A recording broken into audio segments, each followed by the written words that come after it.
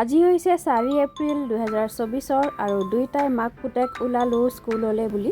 আজি ল'ৰাৰ স্কুলৰ প্ৰথম দিন, গতিকে তাক থ'বলৈ ময়ে গ'লোঁ। যিহেতু স্কুলখনো বেছি দূৰত নহয় বাৰু, একেবাৰে কাষতে আছে, ইয়াৰ পৰা দেখিয়ে থাকি।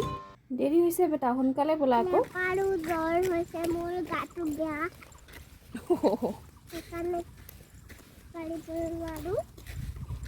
তোমাৰ গাটো বেয়া, সেইকাৰণে খোজকাঢ়িব পৰা নাই।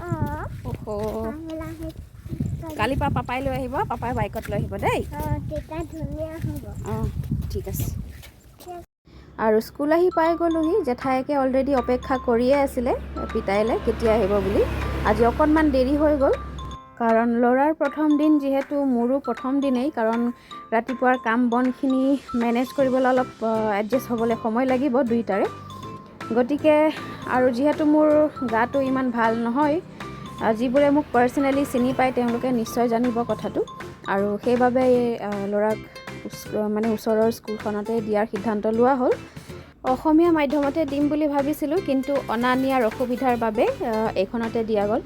বাৰু যিয়ে নহওক, আগলৈ তাৰ কপালত যি আছে সেইটোৱে হ'ব, আৰু যিখিনি প্ৰয়োজন এজন ভাল মানুহ হ'বলৈ, সেইখিনি পালেই যথেষ্ট।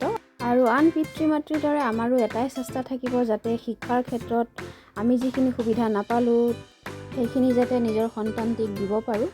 আৰু বেটাক স্কুলত থৈ মই আহোঁতে কান্দি কান্দি আহিব লগা হ'ল, আৰু সেইখিনি কথা বাৰু সকলোৱে বুজি নাপাব, নিশ্চয় মাকসকলে বুজি পাব। আৰু এনেকৈয়ে সৰু সৰু মুহূৰ্তবোৰ সাঁচি ৰাখিলোঁ, যাতে ল'ৰা ডাঙৰ হৈ এই মুহূৰ্তবোৰ অনুভৱ কৰিব।